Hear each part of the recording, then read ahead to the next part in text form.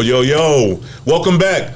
It's your host, Jeff Hargrove. But what do you know about a mortgage? The place where we have cool guests on to where we get to identify with them and ask them questions about their life and what made them get to the point to where they are, and what do they know about a mortgage at the end to tie this all in on the Gaylord Hansen platform at Loan Depot. Again, I'm your host, Jeff Hargrove, and today we have a wonderful guest, man. I'm very proud to have in the building Coach Erick Nicksick, MMA Junkies 2020 Coach of the Year, UFC. Give it up for my man Erick Nicksick in the building, man. Thank you, Jeff. Yes, sir. Yes, sir. Welcome aboard. I'm glad you had time to make time for us. Oh, my pleasure. Thanks for having me. One more thing before we get started, I want to introduce our co-host. This is Frankie the Flamingo. Give it up for Frankie. Yeah. I still haven't brought his hat or his Timberlands. I swear I'll make him more East Coast when I get done with this show. All right. Hey, just to set things off, I know a little bit about you. I'm learning you. I want our fans and the people at home to know more about you. Sure. Tell them where you're from, how you got started and all that good stuff we'll jump into, but just tell them where you're from for right now. Born and raised in Las Vegas. Hey, Las Vegas rep. Born and raised guy. So is my mom. My mom's born and raised out here too, so I'm second generation. Born Was she and a raised flamingo Vegas. dancer at all? Or? No, it's funny because, I actually, when I got recruited by schools like Midwest, they always talked about that. Is your mom a showgirl and your dad's a dealer? That's like how we all grow up thinking like that is what it is. What casino do you live in? What casino do you live in? Casino. I have a home, bro. It was just always crazy like that. How ignorant are people that we ask what casino do people live in if they live in Vegas? What do you guys do there? Do you guys just play blackjack all day? Like, no, man, we have lives. Right. So being born and bred here in Las Vegas, how does it feel to see the city grow as much as it has? We're up to almost 3 million people, I think, now. Yeah. So you have this weird sense of pride, I think, for a lot of us born and raised locals, that there was things I think that you didn't believe you'd see in your lifetime in Vegas. Like, oh man, we'll never see a pro football team. We'll never see these stadiums. No. Man, I remember being able to stand in my grandfather's backyard. He lived off of Jones and Oquendo. I can stand in his backyard and I can see the Tropicana from his house. Right?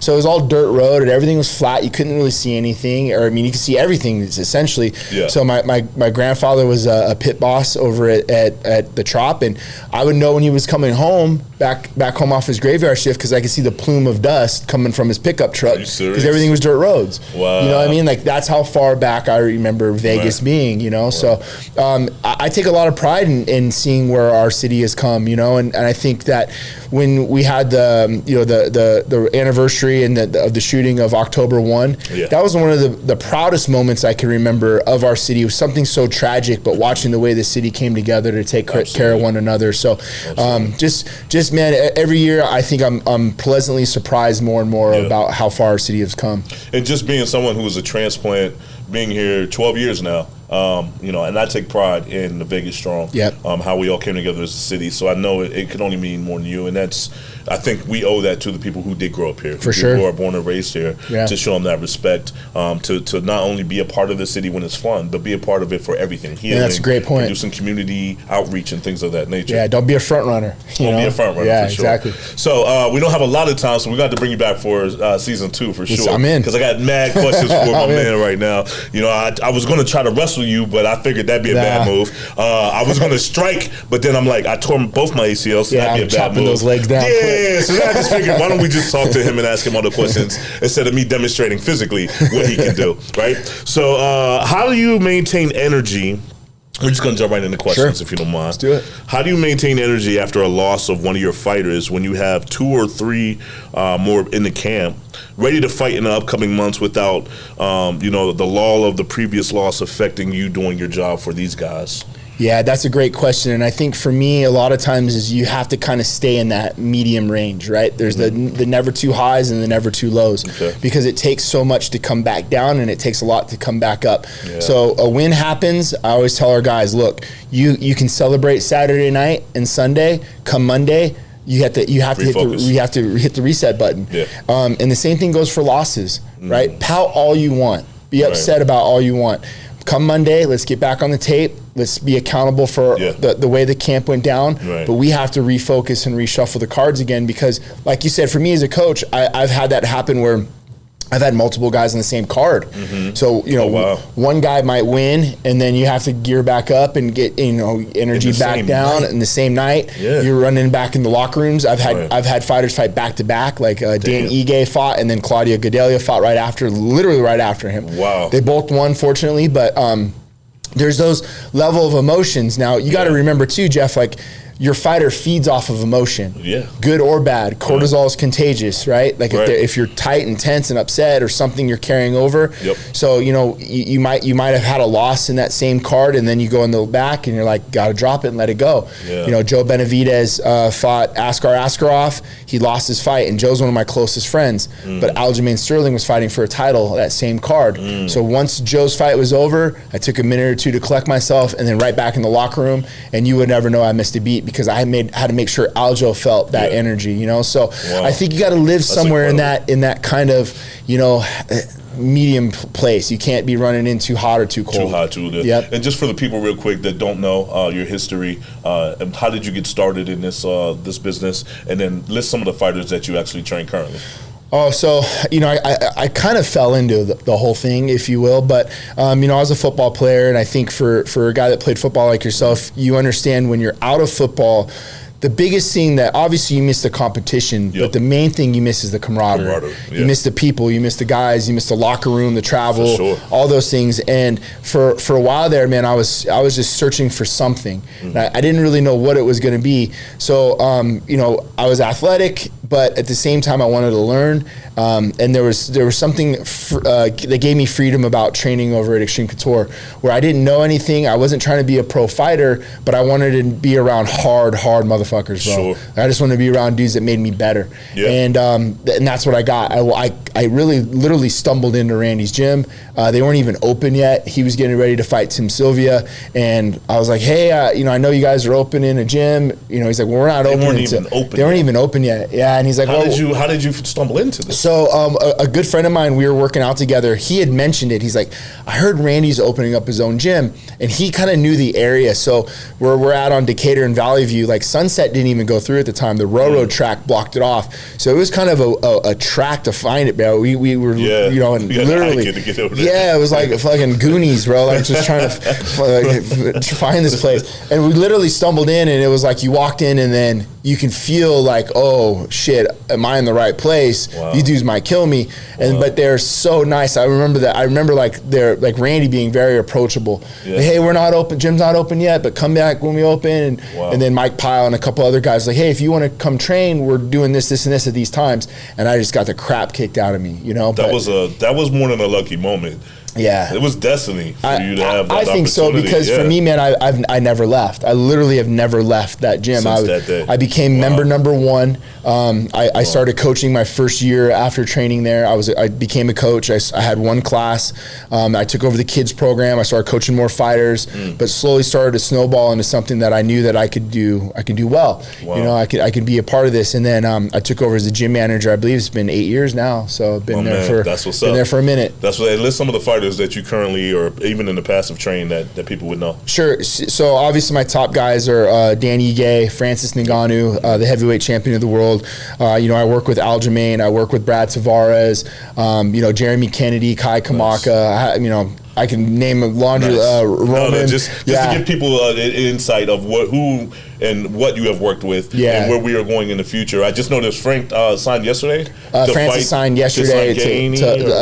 Cyril gone. Gone. Yep. Okay. So huge backstory to that whole situation. They knew each other from Paris or something. Yeah. So Francis came up out in Paris at the MMA factory. This is same thing with Cyril gone. He's basically under that same tutelage. Yeah. Francis left there, I think it's been about 5 years now. So there's a little bit of a backstory to that. They weren't necessarily friends or training partners. They happened to be in the same gym together. But there's some. I think the media is going to make it out to be a little bit more animosity behind it. There's a little bit of blood. Back in the day, there was a dog that they both loved. And Frank killed the dog. He didn't tell Cyril that he killed the dog. Now there's bad blood. Now there's going to be someone that dies in the ring. That's how the media is going to build it, right? That's how they're going to try to promote it. But I think Frank Enough is motivated just to be champ. He doesn't need any bad blood to fight Cyril. No, and I think that's the biggest thing too for me as a coach is I don't want to take my fighter out of his element. I don't want to add things that make him feel like he has to do something that takes him out of his game. Yeah. So listen, Francis is a killer. And all we got to do is just keep him where we need to be, do the right things, and good things will happen that night. Yes, sir. Let's go on to another question. You have been an athlete in high school and college. You went to UNR. What sports did you play, and how did sports shape your mental outlook? Football was my main sport. Okay. And I feel that for me, I'm not the man I am today without football. Absolutely, 100%. I attest to that as well. Yeah, I still currently talk to damn near all of my former coaches. I think that, my dad was my defensive coordinator, so I was brought up through coaching lineage. Okay. My uncle as well, he was our linebackers coach and our strength and conditioning coach. So it was really in your family? Yeah, it was very much in my family. So I knew I was going to be coaching at some point, but I always figured it would be football. Okay. But I think for me, where I'm at now as a coach, although it's a different genre, it's MMA, I still feel it's important to pay it forward or at least pay homage to my former coaches to help them understand that, the way that I coach today has their fingerprints on it still. Sure. So when I won Coach of the Year, I immediately called a lot of my former coaches and, or they reached out or vice versa. Yeah. So I enjoy the fact of them knowing that part of their lineage is running through me still, and maybe it's in a different genre in MMA, but it's still around. One thing I find fascinating about athletes and coaches in general, they all have a blueprint to a coach before them. Whether it be, myself with Reno Suckoch, who is one of the winningest coaches of all time. Steubenville Big Red is the number 12 winningest high school program in the country. He's a Hall of Famer for sure.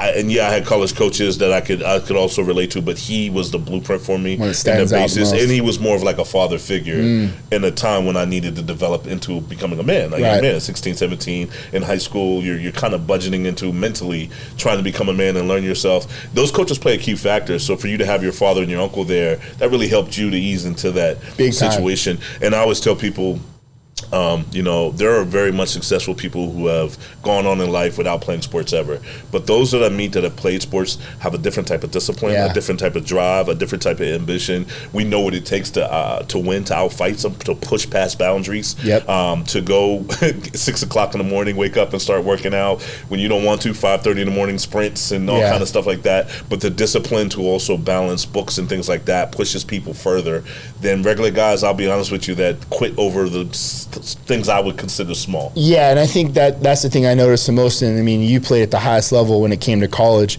but everybody in college was all state. We got by on athleticism in high school. And then where the rubber meet the road in college, it became like, how do you separate yourself with the extra work? Whether it's drills, whether it's strength and conditioning, whether it's running more route, whatever it may be, whatever it may be. But that was the biggest thing I noticed too. Is like, hey, everyone's good now at this level. You're not going to get by on just athleticism. Facts. How do you separate yourself and become better, And that's the discipline. And that's more exactly mental than anything. Because your physical will follow whatever your mental tells it to do. Big time. And then sometimes you have to even stop listening to your body and mentally say, I don't care, you don't hurt. I hurt, but you don't hurt. It's a weird thing that athletes understand. Like, you have to push past pain. Yeah. And the great ones do it. Kobe, the LeBrons, the Jordans, the great ones always know how to put themselves in position mentally to push past their breaking points. But they do it in reps. It's over and over and over again. So it's like, it just becomes natural to them. Like, it's no big deal because they've seen adversity millions of times to where adversity hits. It's not like, what do I do here? Or they created their adversity in their mind. Correct. So when they're doing reps in the gym, whatever, like you said, running routes, he may be trying to get off a defender that's been killing him all game in his mind. So now he's pushing himself forward to run this route precisely at this angle.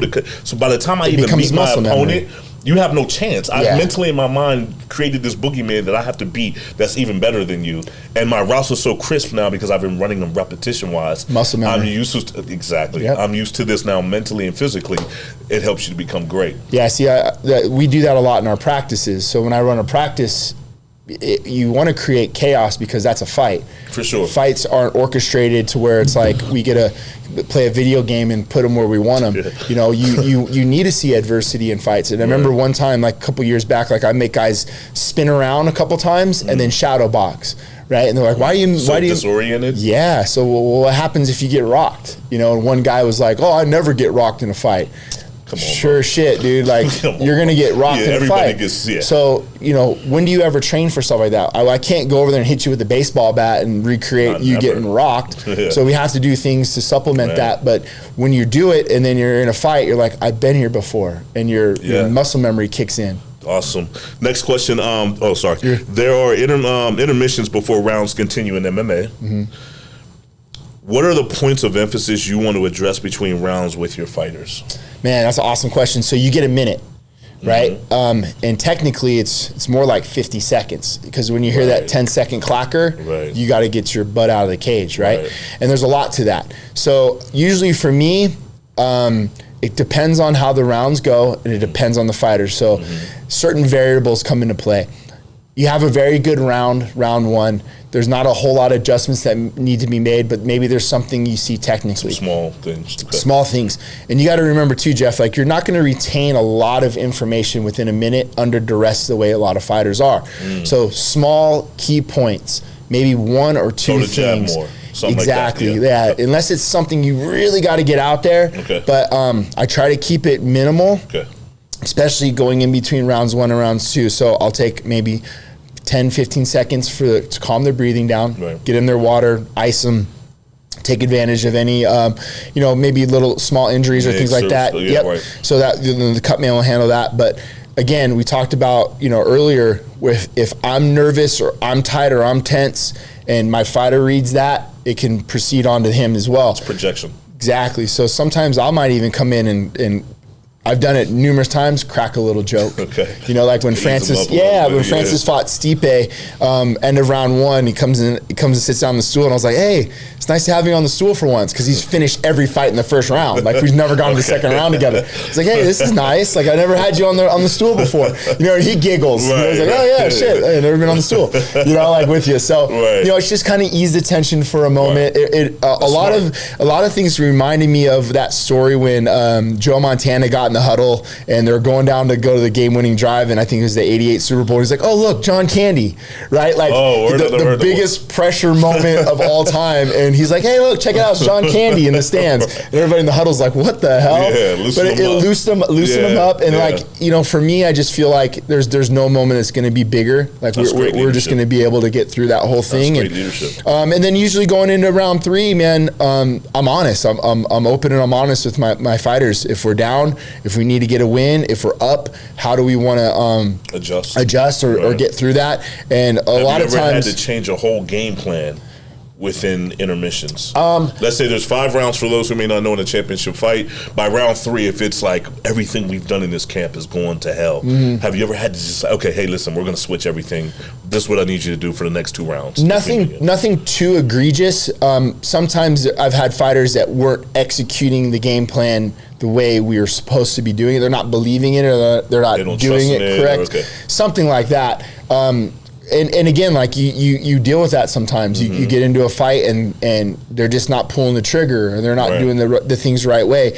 So it really depends on the fighter at times. Some, like you remember in football, some guys you can grab by the face mask and yell at them, and they'll respond. Some guys you grab by the face mask and yell at them, and they'll curl up and die. They don't respond. You have to put your arm around them, talk to them. Hey man, I believe in you. So I think that's really knowing your fighter and what you need to get out of him, what got them into the sport. True. Finding things you can focus your thoughts on, where maybe they have a newborn baby, maybe they've had a tumultuous past. I don't know, but you got to know who your fighter is, and you got to know why they're doing this, because sometimes you'll find the reasons of what you could pull out of them. Everybody's motivation is different, 100%. and sports will lend you that. Right? You can't coach everybody the same. There's no way. You have to find what motivates them, and for sales or anything for people that are watching this in business, it may be money for a guy. But on the other guy, it may be he wants to be very technical in everything he does, and he wants to make sure his paperwork is submitted correctly, and this, if T's and dot and I's. Whatever it is, just find that. You can't coach everybody the same. With that being said, we're going to do one more question, and we're going to jump into our segment, Bet on Yourself. Sure. How important is it to you is the psychology of the fight game to instill in your fighters versus the physical portion of the fight game? And this actually kind of blends into what we just talked about. Yeah, I think over time, you start to understand that The physical side is probably, maybe 20 or 30%. And I say it like this because, when you get to the UFC, everyone's good. Right. Everyone's really, really good. It's the league, right? Like you're there. So you've got there because you have a technical prowess about yourself already. Now it's about refining it, finding ways to evolve in it as well.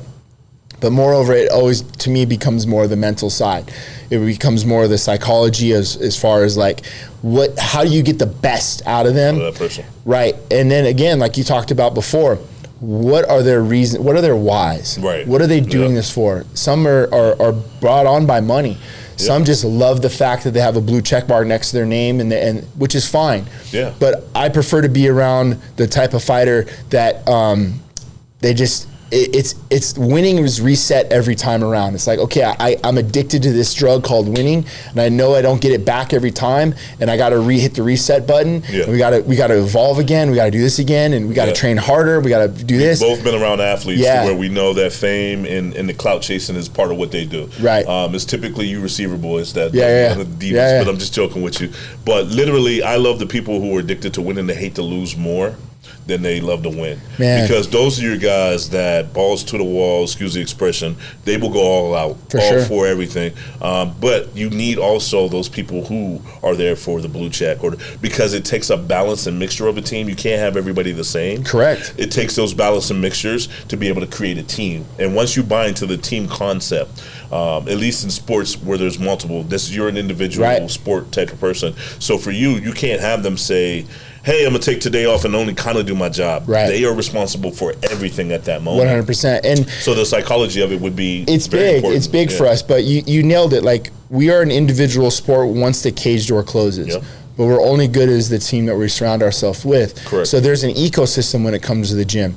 And I don't like to use the term like to the fighters, but there are B-roll players in the room. Yeah. But those B-roll players are just as important because we need those bodies, we need those reps, we need those rounds because they do add value to the team. And a lot of times, like these B-roll players are never going to be in the league. They're never going to win a world title. Right. But sometimes it's those ones that make it possible for the elite ones to get there. There's some scout team players that they make the team better. There's certain days where they're like, if we didn't have that, we wouldn't have been able to train for this. Yeah, And it's usually those ones are the guys and girls that are the ones speaking up to maybe the injustices or the things that are wrong in the gym. Like, hey, you weren't on time, you didn't wear your tape, you weren't prepared, you weren't this. Right. And that is their identity. Accountability. Their accountability now is like, well, I can help lead this team, although I might not be the Francis Ngannou's of the world, but I still have a say. I can contribute. And now they have their rite of passage when it comes to the gym as well. For sure. Yeah. With that, we're going to break real quick and we're going to jump into our new segment, which y'all all know is called Bet on Yourself. Okay, so with that being said, this is the segment, like we said, we like to say bet on yourself. So this is just anything. It doesn't have to be sport related. It could be anything. Mm-hmm. But this is for the entrepreneurs and the risk takers. I like to reward those and give them their flowers. So that's why you're here today, brother. Sure. What was one of those moments where you stopped and had a pivot position where you could have gone left and it'd been mundane, it'd have been the same old thing, or you could go right and it's dark and it's scary and you don't know where it's going to end up at, but you know in your heart, this is what I'm here to do. This is why I'm betting on myself. And if I strike out, I'll have to figure it out, but I got to go this way. Yeah. What was that moment for you? I think for me, when I started to realize that no one was coming to help, there's no backup plan.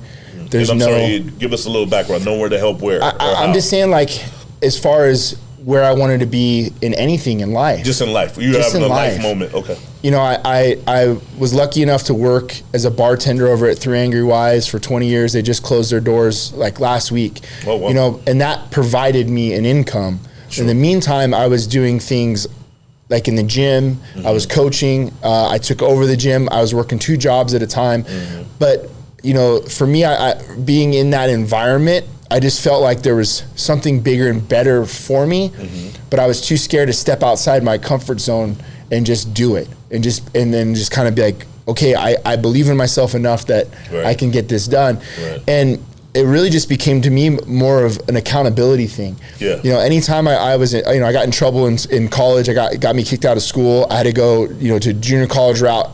I remember just blaming everyone else for my shortcomings, things that I did wrong. It was my actions, but it was somebody else's fault. And for a while there, like I was just lived in this anger of like, well, how come this person has this and I don't? Why this, why that? And then something hit me. I had this epiphany. It's like, yo, this is all on me. Like I'm the controller of my own destiny, and I got to let this go and be accountable for my own actions. I could get up earlier. I can work harder. There's areas in my life that I can improve on. So there's no one coming to help. There's no backup plan. There's no reinforcements, right? Like I just gave into the fact that like, listen, anything that I do that I can be successful in is on me, and I'm gonna hit that shit as hard as I can, because at the end of the day, it's on me. There's no one else there. There is no backup plan, bro. Yeah, if you don't do it, you didn't do it. If you don't do it, man, and I just started to realize that like it just time is ticking away. You're not doing the things. Every day woke up, it was the same routine, and just I don't remember when it was or what it was, but really something just kicked me in the ass, and like you can't get me out of my gym. I love being there every day. You know, it's cliche to say it's like it's not work to me, but it's my happy place. And the last thing in the world that I ever want somebody to think about me in my gym is that I don't work hard. I want every day I'm in there, dude, I'm lifting, I'm holding pads, or I'm training, and I'm not taking a day off. Or mentally giving reps. Mentally giving reps. You know, I'll take that one step further. Like I'm cleaning my gym. I have people to do that. Right, but what does that show the rest of the group that I'm accountable? I'm willing to do I'm willing to freaking. Whatever I ask you, I'm willing to do myself. I'll plunge the toilet. I won't even ask people that are supposed to do it because I know no one wants to do it. Right. But what does it show your team when you're willing to do the shit that they're not willing to do? Leadership. They want to do leadership. You know, I'm mopping the mats after every practice, Jeff. Right. I got people that should be mopping the mats. Right. But when they see me grab the mop bucket and the mop, what's the first thing they think? Right. Man, if coach can do it, let me go help. Let me go take it. Let me help out. You know, so I believe in leading by an example, you know, and letting people understand it's like, look, man, it's on us as an individual to take care of our business. That, ladies and gentlemen, right there is leadership and betting on yourself. Give this man a round of applause. That's how you become MMA Coach of the Year, by doing that type of mindset, man. Proud to know you and meet you. You're an awesome person. We'll bring you back for season 2. Man, if I got a kidnap you, bring you back. I'll be here. All right, we're going to jump into some more questions. Nice and easy. What team building exercises do you implement with your staff and fighters to build unity? How do you create your camaraderie? Is it nights out? Is it, you know, we're playing bingo after something? How do you create that unity for your team? It's kind of built in already with the structure that we have as fighters and coaches, because it's like the road trips. You know, so a lot of the camaraderie and the continuity is built really on the road. And it's funny because myself and Coach Giff were just talking about this yesterday. You know, you almost forget about the outcomes of the fights, but you remember the days leading up to. You know, the conversations, you know, the lunches and the travel and whatever it may be. You remember that more than anything. So I think camaraderie is built a lot in those sectors, but I also do feel like it's like doing things that are off the norm. Right. So it's like sometimes practice will be over and we usually do a conditioning, something like that. Well, today we're doing dodgeball. You know, like, all right, today we're doing this. Just make it fun. And you know, like, I also have to show that, like, I'm not always hard edged and like regimented. All right, this is what we're doing. Every once in a while, like we did one of our girls, it was her birthday. So it was her birthday. We sat her in the middle and we did a dance competition. You know, so all the boys were like, oh, you know, now we're dancing. Like, you know, so just something different to keep it loose. But I think me personally, that's one thing. No, hell no.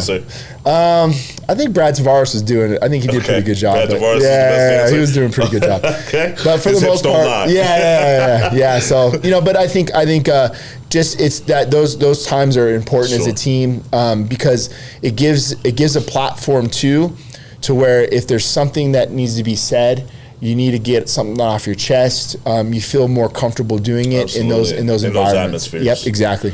Great answer, man. And I hope you like the questions I'm giving you right now. Awesome. I was drunk when I wrote this. Hell yeah. What steps do you build with a fighter before you believe they are ready for a fight? What is the process that you go through mentally and physically with a fighter before you say, okay, I'm going to release you confidently into the fight world?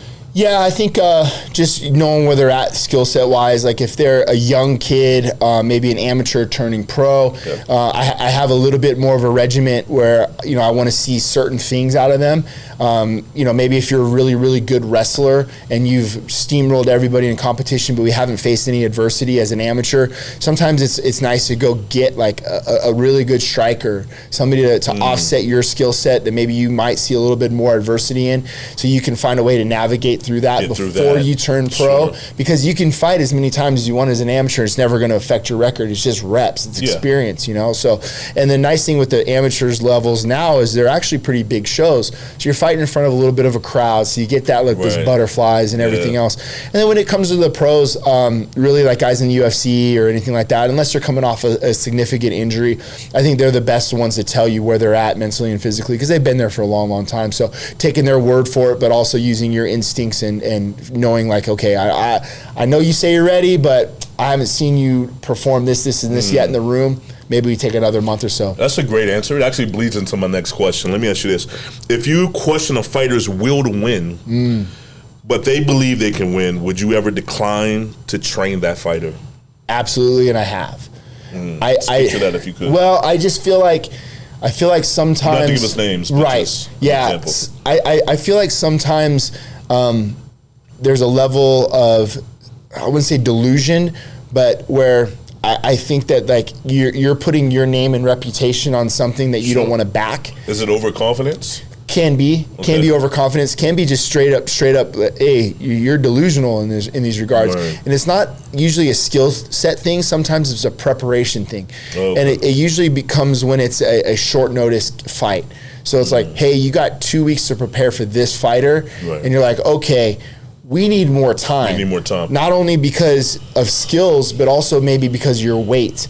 And you're not going to be able to worry about getting your skills in and doing this. And now we got to cut weight. Right. So you're just adding more and more just negatives to the stack, where it just doesn't make a lot of sense. And I've done that, where it's like, hey, I want to take this short notice fight, or I want to do this, or I want to do that. Here's my thoughts on it, and my spidey sense is telling me no. I don't think we should take it. If you want to take it, it's your career, but I won't be along for the ride if you do. That I think that's accountability to its fullest. Yeah. I don't think you should falsely represent anything that you don't truly believe in. For sure. And kids out there and people listening that are thinking about taking this seriously, we all sometimes maybe a little bit more overconfident, but you need balance. You need someone there that tells you, hey, listen, I do this professionally. I care about you. This isn't just a check for me. Yeah. I'm not gonna let you go down that road. So I'm glad you do have those morals. How much of the outside attributes, such as dieting, stretching, recovery, and mental prep, is important for a title fight, in contrast to a freak athlete who just relies on talent alone? Well, I think that all of those facets now become inherent in everything that you do in life. It needs to become a lifestyle. Very true. I don't want to micromanage. I hate to have to micromanage my fighters. In the beginning, I think you almost kind of show them the path and help them understand what doing all those little things does for the long run, and it becomes a habit for them. They understand it's like, okay, if I'm out late, I'm not recovering correctly, I'm not getting enough hydration, I'm not doing these things, and those things can ultimately be the reasons why you win or lose a fight. And historically, it seems to be, for me, that the ones that are doing the things the right way, that are taking care of their bodies, are the ones that are lasting the longest and having the most success. Sure. So it's easy for me to as a coach to point at people in the gym and say, hey, look at the way Jay Haran takes care of himself, and he's been working. He's now been retired for 8 years, but look at what he's been doing on a day-to-day basis. They have a tangible person they can look at. Yeah, right. Remember when Roger Bannister, right, broke the 4-minute mile, something that was never to be accomplished, never thought to be done. Yep. But when he did, it gave the blueprint on how to do it. And people are like, well, if he can do it, I can do it too. Yep. But a lot of times I think you always need to point to the positives and go like, look at the way this guy handled his career on a day-to-day basis. Doesn't smoke weed, doesn't drink, gets up on time, takes care of his body. He can come in here and do it at the highest level still to this day. What do you want to be like? How do you want to be? Go in that direction. Right. Great answer. One more real quick, and then we'll jump into what do you know about a mortgage. Actually, two more. How important is your family cohesion at home for you to be able to give 100% of your attention and focus to your fighters? Speak to, I know you're married, right, with kids. Yeah. Speak to your family dynamic that gives you confidence to be able to give 100% there and still maintain being dad and husband at home. If they weren't supportive of what I was able to do, I wouldn't be the coach that I am today. Shout out to the fam. Right. So, I mean, for me, winning Coach of the Year, winning titles is like the cherry on top to bring home to my family. Yeah. So they understand the hard work and the dedication is going somewhere. They can see it. They can see it. So this is why Daddy's been missing maybe a recital or maybe a game or couldn't go out with you tonight, babe. But here's what this is where the energy went to. And it's hard. And we can celebrate this. Exactly. It's hard because, you nailed it. There's the soccer games and the dance recitals, and I miss quite a few of them. But for me, when you look at the important facets of your life, whether it's family, religion, work, whatever it may be, I always like to think of those things as a bucket. Each one has an individual bucket. Then you got to deposit into each bucket. Correct. And I'm only given one allotment of water, right? Each day, 24 hours in that day. Yeah. And every bucket wants some of that water. And sometimes you're pouring it in all of one bucket and these other ones are suffering. Yep. So I just kind of try to use that as a mental checklist. I'm married to my high school sweetheart. We've been together forever. So she's my best. She's my best checks and balances. Wow, she'll tell me, she'll be like, look, you need to spend more time here, there. So when she tells me something, it's church, it's gospel. It's like, okay, I got you. Like, no problem. You're right. She's been through the ups and downs. She's been through the wars with you. Yeah, but man, without them, I don't have the will to go do my job the way I do. I don't have the enthusiasm to do the job the way that I do. But the nice thing is that my fighters understand that as well, and their love and energy reciprocates back to my family. Francis is very involved with my wife and kids. He's at the house all the time. I know the kids probably love him. Francis is my son. So that was one of the moments after Francis won his title. Right. Francis is doing his interview with Joe Rogan. Yeah. He gives a shout out to my son. He's like, my training partner, Noxy Boy, and whatever else. But the energy that he put into my family and how happy Knox was a testament to the fact that I know that it was a cute moment, but the reality for me was he meant that. But I know that he understands the commitment that we have to one another as a fighter and a coach. But moreover, who is time is taken away is from my family, and that's his way of showing that the love back to everyone else. I say all the time, for anything in life, you have to sacrifice. There's never not been one moment where I've succeeded in anything where I didn't have to sacrifice something else. Right. And that goes for everybody in life. Right. You have to.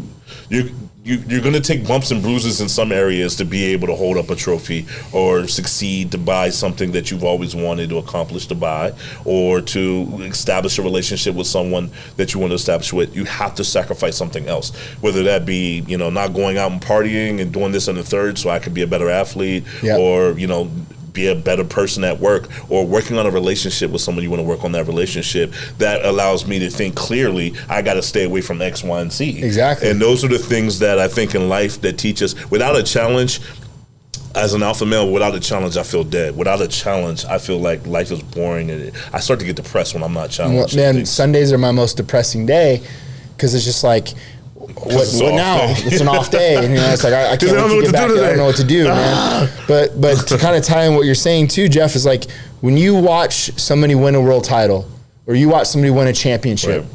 What is usually their first reaction when they win, when they get a hold of that trophy or that belt? They cry. It's emotional. Yeah. They cry. Why? Yeah. Because of the sacrifices they had to make to get there. Bro, it wasn't easy to get there at all. Right, and we didn't sign up for easy. No, we didn't want easy at all. I don't look at the end as the product. I'm happy because of the process. Yes, it was the process that I enjoyed. That's the funny thing that you hear as a young guy, and even took me till maybe in my 30s to really truly understand. Fall in love with the process. Man. You always hear fall in love with the process. Fall in love, but I think because we're so driven to get to the goal, you don't think about the process as a positive. You're thinking about it as a negative. Like, I got to get up and go work out. That's the beauty in it, though, bro. But when you switch your mindset, and I get to get up and go work out to get to my goal. I get to go do these things to get to my goal. Then I was like, I get it now. Yeah. Falling in love with the process actually makes you, one, step aside in clarity for what you're currently going through. You're in the moment. You're presently aware. Two, it puts you in a position to be like, I know what it took to get there because I actually smelled the flowers on the way there. That's it. I didn't rush through something and then was like, it didn't feel like I wanted it to feel because you didn't feel it. You weren't present through the full moment of it. Yeah, I didn't sign up for easy, right? I want to be in a sport or around people that we didn't want easy. We want to, when we get there, we knew how hard it was, and then once we accomplish it, it's what's next. That's it. When we won the title, I literally was like, me and Francis laughed about it because we were like, okay, all right, now what? Got to defend it. We didn't. It was like, okay, that was awesome. Right. It's what's next for us that's really going to be what matters the most, and then it's like hit that check mark and then on to the next. So that's a mental champion mentality. You know what? If it is or isn't, I just understand that like I got into this sport because I wanted it to be difficult. I want to be known like, hey, this was hard. Right. Not everyone can do this. No, you took on the toughest task and you beat it. That's the accomplishment. All right, now what's next? All right, so now we're going to jump into our segment. What do you know about a mortgage?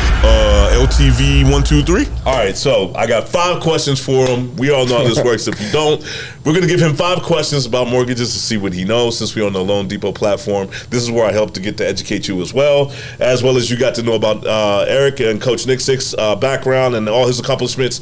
I get to help you learn about a mortgage and how can I help you accomplish buying a home or refinancing right now. So, are you ready? And you get to know how much I don't know about mortgages. All right, question number 1. And we're going to put him on the hot seat because he said wifey is a loan officer. Oh, yeah. And she's in mortgage and real estate. So if you don't answer these correctly, I'm going to phone a friend. Is there an income limit for down payment assistance program Home is Possible in the state of Nevada? Okay, say it again. Income? Do you know? Is there an income limit? Do you know? Is there an income limit for down payment assistance program Home is Possible in the state of Nevada? Yes or no? Yes. Do you know? Are you sure?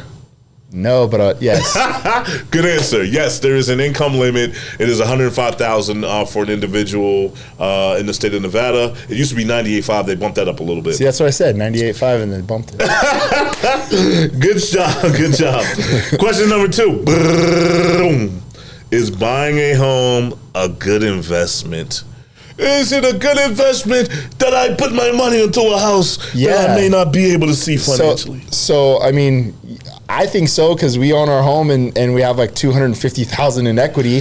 Bingo. I get it. Like you can't touch it. It's nice. It's fairy dust right now. Yeah. But it is a nice sense of security. It's a mythical unicorn filled about there's some sorcery around it. But I'm good with knowing that there's something out there for me. So absolutely, he's right. Yes, it is a good investment. And the reason I asked a general question like that, there's a lot of hesitancy. People are saying, I don't know if I should buy a home. There's more maintenance. I'm responsible if things break down if I don't live in a condo or a house owned by someone else. Hey, guess what? You're not growing any equity, and that money that you have that you're spending on that actual rent cannot be written off from tax deductions. So it's a tax benefit, and you're growing equity. So yes, it is a good investment. Great job. Good answer. Question number 3. Boom. I think I just gave him the answer to it too. Are there tax advantages to owning a home? That'd be yes. I just gave the layup. That'd be Chris yes. Paul. Yes. And put it in an LLC. I don't know. Actually, you can put it in a trust. Trust. Trust you can put it into if you have a family trust or a trust with an LLC. We had all our rentals business. In the LLC. I was going to say you can put it with a business in the LLC, and there are some benefits even more. Coach Nicksick knows what he's doing. Wifey, you're doing a good job. Yeah. I listened to all our phone calls. It's blended into whatever you did, he heard. Question number 4. Are you allowed to receive gift funds from a family member to help with your down payment on closing costs? Sorry. Are you allowed to, I'll rephrase it for you. Are you allowed to receive a gift funds from a family member to help with your down payment and closing costs? That'd be no, because I think technically if it was 3 or 4 months like ahead of that, but if I remember correctly, you have to show 3 or 4 months of enough money to pay for your mortgage in your bank account prior to closing. Did I win? Unsportsmanlike conduct. High score, is that? No, it's just a flag on the play. It's a flag on the play. Yes, you are allowed to receive family gifts funds. So if I am your brother, yes, and you're like, hey man, I'm buying a home, but I'm short on money, can you help me out? I can literally show bank statements, and we'll sign this piece of paper with a conventional FHA saying I'm giving you this amount of money. You don't have to pay me back. It's a gift. Wow. Because if you say I have to pay you back, I need that instrument to it. I need a note to it. I need a rate to it. But if it's a gift, you don't have to pay it back, and it can go towards your down payment and closing costs. That's what I said. Last question. If you had a chance, and this is a personal question, normally I do for, if we were going out partying, where do you want to eat, or where do you go drink before, but since I got coach here, and it's the only time I've ever had a huge UFC coach with all the big fighters, I'm going to ask him a dream question on these two guys that I think are my favorite fighters. If you had a chance to coach and train one title fight for either Jon Jones or Israel Adesanya, I just messed his whole name up. Adesanya, who would you choose? Jon Jones or Israel? Well, that's a great question. Adesanya. So I've cornered against. Sorry, Israel. Don't beat me up when you see me out in the streets. I've cornered against Israel. Brad Tavares fought him. He is the real deal, man. When it comes to mental talent, he obviously he's the champion now. Yeah. He's got it all together, man. He's great on the mic. Yeah. He's just he's awesome. And Jon Jones, I think if you separate the outside let's just talk about just the fighter. Yeah. I know he has the outside issues. If we're just talking about just the fight game. It's tough, man. I'd say it's 1A and 1B, but I think just because of what Jon Jones has done for the duration of his time, I think you'd have to go with Jon Jones in that scenario. But I think Israel will be a guy that surpasses Jon Jones here in the near future. That was a great answer because Jon has the longer tenure currently of work we've seen. Yeah, exactly. But Israel hasn't got to that space yet, but he could surpass that. He can very well surpass that. And like I said, we're not going to bring up the outside thing. We just wanted to talk about Jon is the freakest athlete I've ever seen fight, bro. For sure. Like, he's a phenomenon and when it comes to freakish athletes. So shout out to you, Bones Jones. I hope everything works out for you. And shout out to you, Israel, as well. Okay, we are at the end of the show. I know it went pretty quickly here. Shout out to your team. Go ahead and give any shouts out where people can find you on Twitter, Facebook, IG, any of that stuff. Go ahead and plug your stuff. Sure, yeah. Easy way to get a hold of me is Erick_XCMMA. That's on my Instagram. That's the one I'm pretty much most active on than anything. Right. I don't really mess with Facebook. Gotcha. I got Twitter, but Instagram for me is IG's the only platform I use, that's the only one I really Or if you guys got your kids, you want to bring them down, you're in the Las Vegas area, and the gym that you're at is Couture Gym. Yep, Randy Xtreme Couture Gym. Yep. Xtreme Couture is the gym that he coaches and manages. So if you're ever in the area and you want to stop in and maybe get some tips or sign up, he may or may not tell you. Depends on how he feels that day, but hopefully you can learn some things from him like we just did today. What an honor. How are we growing as a show? We just had the MMA UFC Coach of the Year in the building in my first season as a podcast. I brought you plastic surgeons. I brought you ex-athletes. I brought you film directors. What else do you want from me? An outfit for the flamingo. Tune back in. Yes, we got to get Frankie an outfit. He's right. Tune back in next week, man. We're going to have somebody dope again. Thank you for joining us. Thank you for watching. The Gaylord Hansen team, we out.